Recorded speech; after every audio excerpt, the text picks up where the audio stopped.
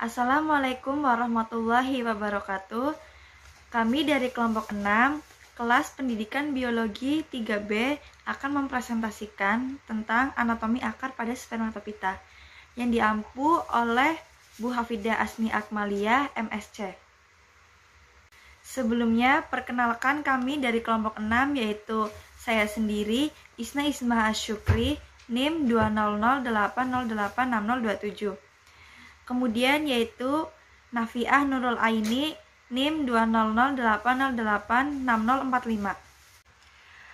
Pokok pembahasan atau poin materi pada presentasi ini yaitu yang pertama ada pengertian akar, yang kedua ada unity of science, yang ketiga yaitu fungsi akar, yang keempat yaitu sifat-sifat akar, yang kelima yaitu struktur akar, yang keenam yaitu pengertian spermatopita, yang ketujuh yaitu anatomi spermatopita. Materi yang pertama yaitu definisi pada akar atau pengertian pada akar. Akar dalam istilah ilmiah disebut dengan radix, merupakan bagian utama dari tumbuhan yang telah memiliki pembuluh. Pada ujung-ujung akar terdapat meristem apikal yang terus membelah diri dan berkembang. Juga terdapat tudung akar yang berfungsi sebagai pelindung. Tudung akar berasal dari meristem apikal dan terdiri dari sel-sel parenkim. Kemudian jaringan meristem adalah jaringan muda pada tumbuhan yang aktif membelah menghasilkan sel-sel baru terdapat pada titik-titik pertumbuhan. Akar merupakan bagian bawah dari sumbu tumbuhan dan umumnya berkembang di bawah permukaan tanah.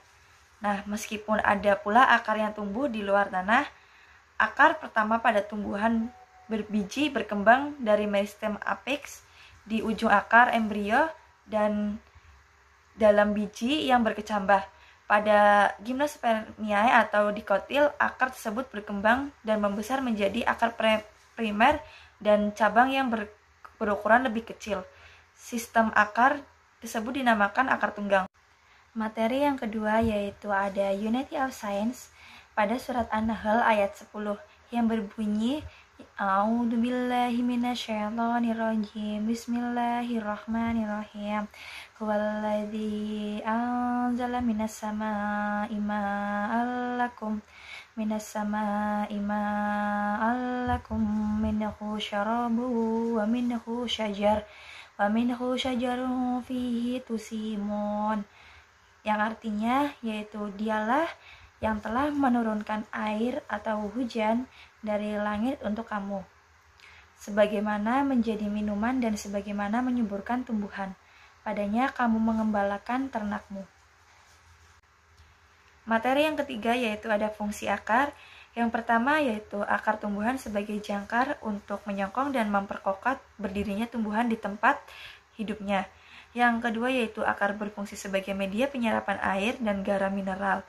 Yang ketiga yaitu dalam kondisi tertentu, akar berfungsi sebagai alat respirasi, misalnya yaitu pada tumbuhan mangrove atau jenis tanaman dikotil. Yang keempat yaitu akar berfungsi untuk tempat penyimpanan cadangan makanan, misalnya wortel dan kentang memiliki akar tunggang yang membesar, berfungsi sebagai tempat penyimpanan makanan. Yang kelima yaitu ada beberapa jenis akar tumbuhan berfungsi sebagai organ reproduktif vegetatif, misalnya pada tumbuhan sukun, dari bagian akar dapat tumbuh tunas yang akan menjadi individu baru. Yang keenam yaitu melekatnya tumbuhan pada substrat serta menyerap air serta garam-garam tanah dari substrat itu. Kemudian yang ketujuh yaitu membantu pengangkutan air dan zat nutrisi. Yang kedelapan yaitu pada tanaman tertentu seperti jenis tumbuhan bakau, akar berperan untuk bernapas. Yang kesembilan yaitu alat berkembang biaknya vegetatif pada tumbuhan tertentu. Materi selanjutnya yaitu ada sifat-sifat akar. Yang pertama yaitu tidak berklorofil, yang kedua yaitu tidak mempunyai nodus atau tidak berbuku-buku, kemudian dan internodus tidak beruas, serta tidak mendukung daun-daun atau sisik maupun bagian-bagian lainnya. Yang ketiga yaitu bentuknya seringkali meruncing. hingga lebih mudah untuk menembus pada tanah. Yang keempat yaitu tumbuh terus pada ujungnya, tetapi pertumbuhannya masih kalah jika dibandingkan dengan batang. Yang kelima yaitu merupakan bagian tumbuhan yang biasanya terdapat di dalam tanah, dengan arah tumbuh ke pusat bumi atau menuju ke air, meninggalkan udara dan cahaya. Yang keenam yaitu warna tidak hijau, biasanya keputih-putihan atau kekuning-kuningan. Baik, materi selanjutnya akan dibacakan oleh Mbak Nafiah. Baik, saya Nafia Nurul Aini, NIM 20080866045 akan melanjutkan presentasi dari Mbak Isna Isma Asyukri, yaitu tentang struktur akar spermatopita. Nah, pada struktur akar spermatopita itu terdapat 7 bagian. Yang pertama yaitu ada pangkal akar, yang kedua ada ujung akar, yang ketiga ada batang akar, yang keempat ada cabang akar, yang kelima ada serabut akar, yang keenam ada bulu-bulu akar, yang ketujuh yaitu ada tudung akar. Nah, saya akan menjelaskan bagian-bagiannya. Yang pertama yaitu ada pangkal akar. Nah, pangkal akar disebut juga leher akar atau kolum. Pangkal akar letaknya bersambung dengan pangkal batang. Nah, yang kedua yaitu ada ujung akar. Nama lain dari ujung akar yaitu apex radicus. Ujung akar adalah bagian akar paling muda. Bagian ini terletak dari bagian jaringan-jaringan yang dapat tumbuh. Nah, yang ketiga yaitu ada batang akar. Batang akar disebut juga dengan corpus radicus. Bagian ini terdapat di antara leher dan ujung akar. Nah, yang keempat itu ada cabang akar. Percabangan akar disebut juga dengan radik lateralis. Nah, cabang-cabang akar tidak langsung tersambung dengan pangkal batang, namun keluar dari akar pokok. Bagian yang keluar ini memiliki cabang-cabang lain. Nah, bagian yang kelima yaitu ada serabut akar. Serabut akar nama lainnya yaitu fibrilla radicalis. Serabut akar merupakan cabang akar yang teksturnya halus dan berserabut.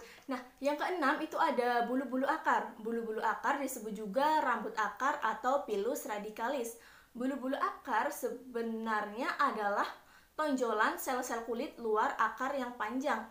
Teksturnya seperti bulu atau rambut. Karena adanya bulu-bulu akar ini, maka bidang penyerapan akan menjadi lebih luas, sehingga akar dapat menyerap lebih banyak makanan dan air. Oke, selanjutnya bagian yang ketujuh yaitu ada tudung akar. Tudung akar dinamakan dengan calyptrus. Tudung akar adalah bagian akar yang letaknya ada di paling ujung.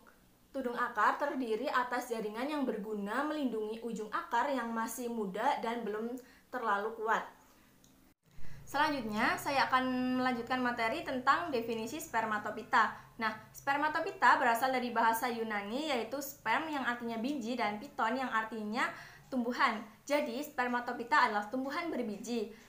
Spermatopita adalah golongan tumbuhan yang menghasilkan biji-bijian untuk menyebarkan jenis dengan cepat dan luas. Biji berasal dari bakal biji yang dapat disamakan dengan makrosporangium. Di dalamnya dihasilkan makrospora yang tidak pernah meninggalkan tempatnya. Dan di tempat itu selanjutnya berkembang menjadi makroportalium dengan archegonium serta sel telurnya. Setelah terjadi pembuahan zigot yang terbentuk berkembang menjadi embrio yang sementara tetap di tempatnya. Nah, selanjutnya saya akan menjelaskan tentang anatomi spermatopita pada akar dikotil dan monokotil. Seperti yang sudah kita tahu, pengertian dari dikotil itu sendiri adalah tumbuhan yang memiliki biji berkeping ganda dan akarnya tunggang. Sedangkan monokotil adalah tumbuhan yang memiliki biji berkeping satu atau tunggal dan akarnya serabut. Nah, langsung saja saya akan menjelaskan tentang anatomi akar spermatopita pada dikotil dan monokotil. Struktur anatomi pada akar dikotil dibagi menjadi 3, yaitu ada epidermis atau jaringan dermal, yang kedua yaitu ada jaringan korteks atau jaringan dasar, dan yang ketiga ada stel atau jaringan pusat.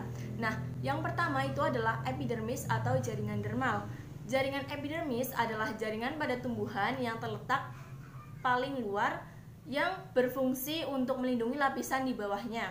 Pada akar, jaringan epidermis berbentuk pipih dan berdinding tipis dan terletak pada ujung akar dan termodifikasi menjadi rambut akar. Lapisan kutikula pada rambut akar sangatlah tipis karena berfungsi sebagai penyerapan air. Kemudian yang kedua yaitu ada korteks atau jaringan dasar.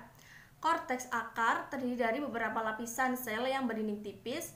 Di dalam korteks akar terdapat ruang-ruang antar sel. Ruang-ruang antar sel tersebut berperan dalam pertukaran gas. Korteks berfungsi sebagai tempat penyimpanan cadangan makanan. Nah, di dalam korteks tersebut dibagi menjadi dua bagian, yaitu ada eksoderm dan endoderm. Nah, pengertian yang pertama yaitu eksoderm. Pengertian eksoderm adalah bagian luar korteks yang letaknya berdekatan dengan jaringan epidermis yang tersusun atas sel-sel panjang dan pendek yang berselang-seling. Nah, yang kedua ada endoderm. Endoderm adalah selapis sel yang tebal dan merupakan jaringan korteks paling dalam dekat silinder pusat. Bentuk dan susunan sel-sel endodermis berbeda dengan bentuk dari dan susunan sel-sel di sekitarnya. Endodermis berperan sebagai pengatur jalannya larutan atau zat yang diserap di dalam tanah untuk masuk ke silinder pusat. Nah, yang selanjutnya yaitu ada stel atau silinder pusat. Stel pada akar tersusun atas perisikel atau perikambium, silem atau pembuluh kayu, flum atau pembuluh tapis. Perisikel merupakan lapisan terluar dari silinder pusat yang terdiri dari satu atau beberapa lapisan sel. Perisikel berfungsi sebagai pertumbuhan sekunder dan perkembangan akar ke samping, sedangkan silem dan flum yang merupakan berkas pembuluh angkut terletak di sebelah dalam perisikel. Pada akar tumbuhan monokotil terdapat ampulur, sedangkan pada tumbuhan dikotil tidak terdapat ampulur. Nah, sekian yang dapat saya sampaikan, kemudian akan dilanjutkan oleh Mbak Isna Isma Asyukri. Baik, saya akan menyampaikan kesimpulan pada presentasi kali ini, yaitu yang pertama, akar dalam istilah ilmiah disebut dengan radix, merupakan bagian utama dari tumbuhan yang telah memiliki pembuluh. Yang kedua yaitu fungsi akar tumbuhan sebagai jangkar untuk menyongkong dan memperkokoh berdirinya tumbuhan, media penyerapan air dan garam-garam mineral atau zat unsur hara dari dalam tanah, dan membantu pengangkutan air dan zat nutrisi.